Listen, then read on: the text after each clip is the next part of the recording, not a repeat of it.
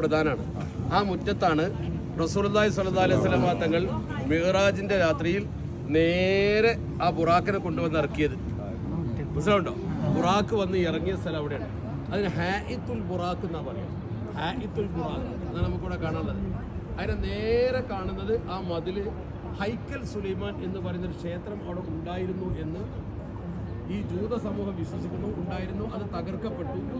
ആ ഓർമ്മക്ക് അതിൻ്റെ മതിൽ പിടിച്ചുകൊണ്ട് ആ ക്ഷേത്രത്തിൽ ആരാധിക്കുന്നത് പോലെ ക്രിസ്ത്യാനികൾ കുമ്പസരിക്കും പോലെ ആ മതിലുമ പിടിച്ചിട്ട് പാപങ്ങൾ ഏറ്റു പറഞ്ഞ് പ്രാർത്ഥിക്കുന്ന രംഗമാണ് കാണുന്നത്. വലതുവശത്ത് സ്ത്രീകൾ, ഇടതുവശത്ത് പുരുഷന്മാർ.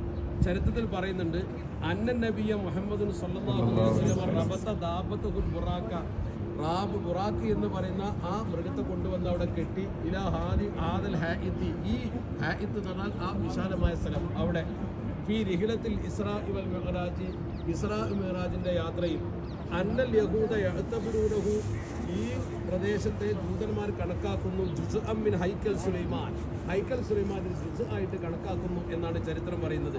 ഇവിടെ നേരത്തെ ഹയത്തുൽ ബുറാക്കിലേക്ക് ശരിക്കും വഴികളൊക്കെ ഉണ്ടായിരുന്നു, ഇതിൽ വരാമായിരുന്നു. അപ്പം ജൂതന്മാരെ പാർട്ടായതുകൊണ്ട് അടച്ചു.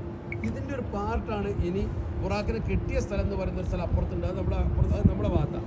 അവിടെ ഒരു ചെറിയ മസ്ജിദ് പോലെ ഒരു സ്ഥലമുണ്ട്, മുസല്ല, അതാണ് ബുറാക്ക്.